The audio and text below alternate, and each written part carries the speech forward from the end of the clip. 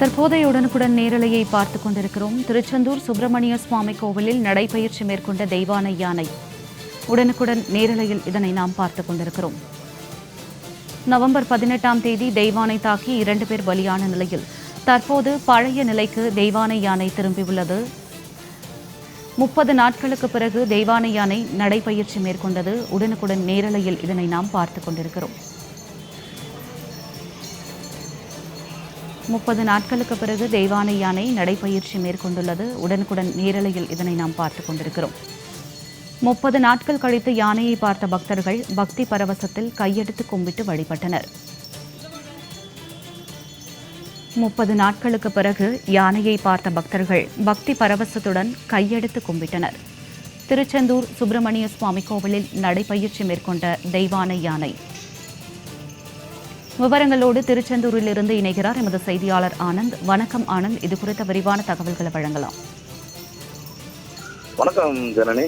தமிழ் கடவுளான முருகப்பெருமானின் அறுபடை வீடுகளில் 2ஆம் படை வீடாக விளங்குகிறது திருச்செந்தூர் அருள்மிகு சுப்பிரமணிய சாமி திருக்கோவில். இந்த கோவிலில் 26 வயது கொண்ட தெய்வானை என்ற யானை பராமரிக்கப்பட்டு வருகிறது. இந்த யானை தங்குவதற்கு கோவிலின் பின்புறம் குடில் அமைக்கப்பட்டு அங்கு வைத்து பராமரிக்கப்பட்டு வருகிறது. இந்த நிலையில் கடந்த மாதம் 18ஆம் தேதி கோவில் யானை தெய்வானை தாக்கி யானை பாகன் உதயகுமார் மற்றும் அவரது உறவினர் சிசுபாலன் ஆகிய இருவரும் உயிரிழந்தனர். இந்த சம்பவம் நடந்த 18ஆம் தேதி முதல் தெய்வானை யானை வனத்துறை மற்றும் கால்நடை பராமரிப்புத்துறை உட்பட 5 குழுவினரின் கண்காணிப்பில் இருந்து வந்தது.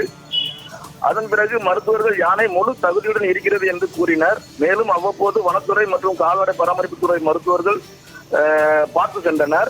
இந்த நிலையில் யானை தற்போது சகஜ நிலையில் இருந்து வருகிறது. யானை பாகன் இறந்ததை யானை மறப்பதற்காக யானை கட்டப்பட்டிருந்த அறையில் வர்ணம் பூசப்பட்டுள்ளது. மேலும் அவ்வப்போது யானை கட்டப்பட்டுள்ள வளாகத்தின் அருகிலேயே அழைத்து வரப்பட்டு இயற்கை சூழலை அனுபவித்து வருகிறது. இந்த நிலையில் சம்பவம் நடந்து 1 மாத காலம் ஆன நிலையில் இன்று யானை கட்டப்பட்டுள்ள குடிலில் வைத்து கஜ பூஜை நடந்தது. இதற்காக அதிகாலையில் சிறப்பு ஹோமம் நடைபெற்றது.